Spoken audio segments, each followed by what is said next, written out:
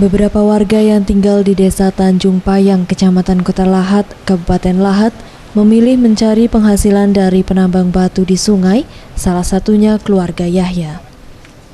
Untuk dapat mencukupi kebutuhan keluarganya dan harapan untuk dapat melihat 3 anaknya menjadi orang yang terpelajar, Yahya setiap pukul 8 pagi setelah mengantar anaknya ke sekolah, bersama istrinya Asmana dan anak ketiga mereka, berangkat dari rumahnya berjalan menuju tempat kerjanya dengan memikul ban truk dan sejumlah peralatan lainnya. Sungai Lematang yang melintas di Kabupaten Lahat menjadi sumber kehidupan. Mereka memilih pekerjaan ini karena tak memiliki tanah untuk digarap sebagai lahan pertanian. Derasnya arus Sungai Lematang bagi Yahya adalah sahabat. Ia harus tetap berhati-hati saat mengambil batu dari dasar sungai dan mengangkutnya ke tepian sungai di kawasan Benteng, Kabupaten Lahat.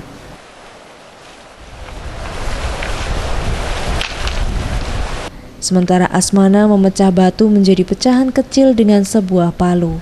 Anak bungsu Yahya bermain di bebatuan.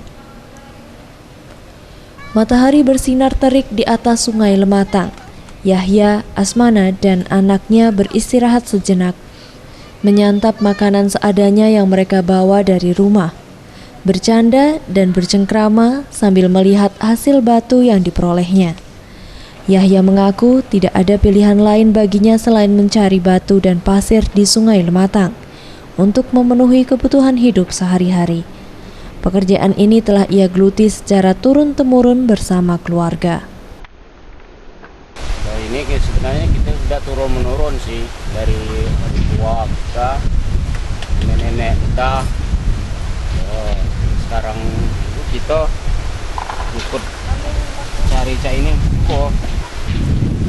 Ya, ini juga untuk kebutuhan sih. Pokoknya cari kerja susah. Ya inilah jalan yang baik kita cari untuk kebutuhan rumah tangga dan anak kita kan. Biasanya pembeli sudah menunggu hasil pekerjaan Yahya. Uang sebesar Rp120.000 akan ia terima dari hasil jerih payahnya bersama istrinya seharian. Namun, tak setiap hari konsumen datang dan membeli batu. Alam berperan dominan untuk menentukan banyak batu yang dapat mereka bawa ke tepian.